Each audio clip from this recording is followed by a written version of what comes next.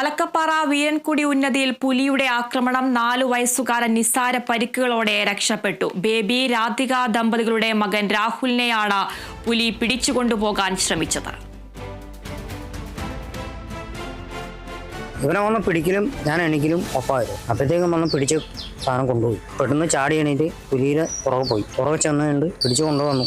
കുട്ടീന് നമ്മുടെ തലയ്ക്ക് നല്ല മുറിവുണ്ട്, ഇവിടെ ഒരു മുറിവുണ്ട്, പിന്നെ ഇവിടെ ഈ സൈഡിൽ മാന്തിയതായിട്ട് ഒരു മുറിവ്. പിന്നെ ഞങ്ങൾക്ക് എന്നാന്ന് പറഞ്ഞിട്ടുണ്ടെങ്കിൽ ഒരു ആധാർ കാർഡില്ല, തിരിച്ചറിയൽ കാർഡില്ല, സ്വന്തമായിട്ട് വീട് പോലില്ല. ഹോസ്പിറ്റലിൽ വന്നുകൊണ്ട് തുന്നിക്കെട്ടി.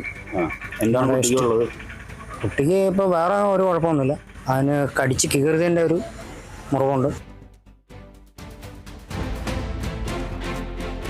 അനീഷ് ആന്റണി ചെയ്യുന്നുണ്ട്. അനീഷ്, മലക്കപ്പാറയിലാണ് പുലിയുടെ ആക്രമണം ഉണ്ടായിരിക്കുന്നത്. 4 വയസ്സുകാരനെ നിസ്സാര പരിക്കുകളോടെയാണ് രക്ഷപ്പെട്ടത്. ഇവിടെ പുലിയുടെ സാന്നിധ്യം നിരന്തരമായി തുടരുന്ന ഒരു സാഹചര്യമാണോ ഉള്ളത്? കൂടുതൽ വിവരങ്ങൾ എങ്ങനെയാണ്? അതിന് ആശ്വാസകരമായ ഒരു വാർത്തയാണ്. 4 വയസ്സുകാരൻ പരിക്കുകളോടെ രക്ഷപ്പെട്ടു എന്നതാണ് ഏറ്റവും ഒടുവിൽ പറയാനുള്ളത്. ഇന്ന് പുലർച്ചെ 2 മണിയോടെയാണ് ഈ സംഭവം ഉണ്ടാകുന്നത്.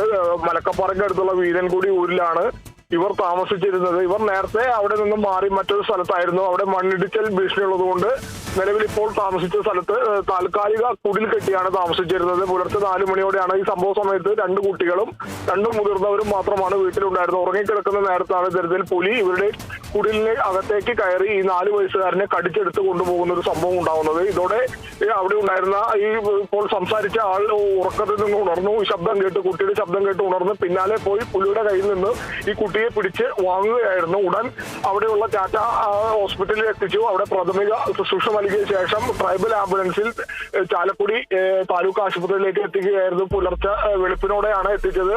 ഇപ്പോൾ നിലവിൽ കുട്ടി ചാലക്കുടി താലൂക്ക് ആശുപത്രിയിലുണ്ട്. കുട്ടിയുടെ തലയ്ക്ക് പുറകിലാണ് പരിക്ക്. പുലി കടിച്ച് പുലിയുടെ പല്ല് കൊണ്ട മുറിവുകളുണ്ട്. അതുപോലെ മാന്തിയ നഖം കുട്ടിയുടെ തലയൊക്കെ പുറകിൽ പിടിച്ച പാടുകളുണ്ട്. അപ്പോൾ വലിയ രീതിയിലുള്ള മുറിവുണ്ട്. ആ മുറിവെല്ലാം ഇപ്പോൾ തുന്നിലിട്ട് കുട്ടി ഇപ്പോൾ ആരോഗ്യസ്ഥിതി വലിയ പ്രശ്നങ്ങളില്ല എന്നാണ് പറയുന്നത്. എന്തായാലും നിലവിൽ ഇപ്പോൾ കുട്ടി ചാലക്കുടി താലൂക്ക് ആശുപത്രിയിലൂടെ നമുക്കറിയാം ഈ മേഖലയിൽ നിരന്തരം ഈ മലക്കപ്പാറ വാൽപ്പാറ മേഖലയിൽ നിരന്തരം പുലിയുടെ ആക്രമണമുള്ള പ്രദേശം കൂടിയാണ്. ഇവർ തന്നെ പറയുന്നു ഇവർ കുടിൽ കെട്ടി താമസിക്കുന്ന കുടിലിന് സമീപത്തോടുകൂടെ പുലി പോകുന്നത് ഇവർ പലപ്പോഴും കണ്ടിട്ടുണ്ടെന്ന് പറയുന്നു. നമുക്കറിയാം കുറച്ച് നാളുകൾക്ക് മുൻപാണ് ഇതര സംസ്ഥാനക്കാരായ തോട്ടം തൊഴിലാളികളുടെ മകളെ വാൽപ്പാറയിൽ ഇത് സമാന രീതിയിൽ പുലി കടിച്ചു കൊണ്ടുപോയി കൊലപ്പെടുത്തുന്ന ഒരു സംഭവം. 2 ദിവസങ്ങൾക്ക് പിന്നാലെയാണ് ഈ കുട്ടിയുടെ മൃതദേഹം തന്നെ പുലി ഭക്ഷിച്ച നിലയിൽ കണ്ടെത്തുന്നത്. അതിനു മുന്നും സമാന രീതിയിൽ മറ്റൊരു കുട്ടിയെ പുലി കടിച്ചു കൊലപ്പെടുത്തുന്ന സംഭവം വാൽപ്പാറയിൽ ഉണ്ടായിട്ടുണ്ട്.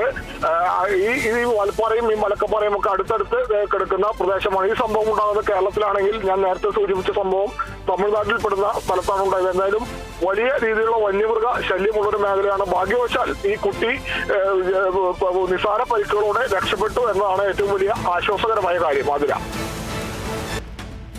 തീർച്ചയായും അനീഷ്, ഈ വനംവകുപ്പ് അധികൃതർ സംഭവ സ്ഥലത്ത് എത്തിയിട്ടുണ്ടോ? ഈ പുലിയെ പിടികൂടാനുള്ള എന്തെങ്കിലും നടപടി സ്വീകരിച്ചിട്ടുണ്ടോ?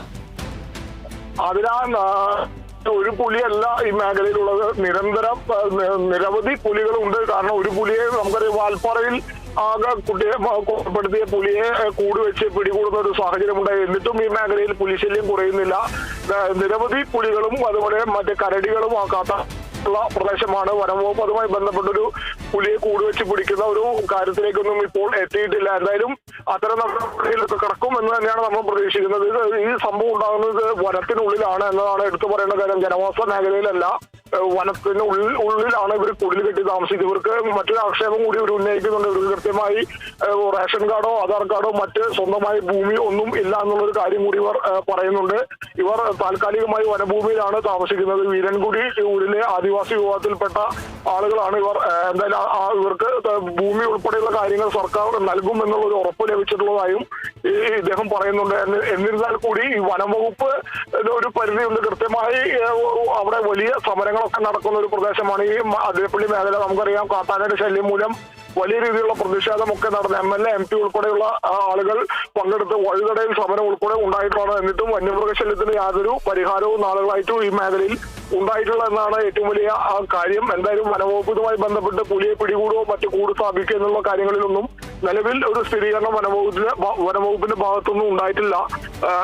എന്തായാലും ഈ കുട്ടി ഇപ്പോൾ നിലവിൽ ചാലക്കുടി താലൂക്ക് ആശുപത്രിയിൽ പരിക്കുകളോടെ ചികിത്സയിലാണ്. കുട്ടി രക്ഷപ്പെട്ടു എന്നതാണ് എടുത്തു പറയേണ്ട ആശ്വാസകരമായ ഒരു കാര്യം. അതില ശരി, അനീഷ് മലക്കപ്പാറ വീരൻകുടി ഉന്നതിയിൽ പുലിയുടെ ആക്രമണം 4 വയസ്സുകാരൻ നിസ്സാര പരിക്കുകളോടെ രക്ഷപ്പെട്ടു. ബേബി രാധിക ദമ്പതികളുടെ മകൻ രാഹുലിനെയാണ് പുലി പിടിച്ചുകൊണ്ടുപോകാൻ ശ്രമിച്ചത്. ഇന്ന് പുലർച്ചെയാണ് കുടുംബം ഉറങ്ങിക്കിടന്ന കുടിലിലേക്ക് പുലി എത്തിയത്. കുട്ടിയെ വലിച്ചുകൊണ്ടുപോകാൻ ശ്രമിച്ചെങ്കിലും മാതാപിതാക്കൾ ബഹളം വെച്ചതോടെ പുലി ഓടി മറയുകയായിരുന്നു. പരിക്കേറ്റ കുട്ടിയെ ആശുപത്രിയിൽ പ്രവേശിപ്പിച്ചു.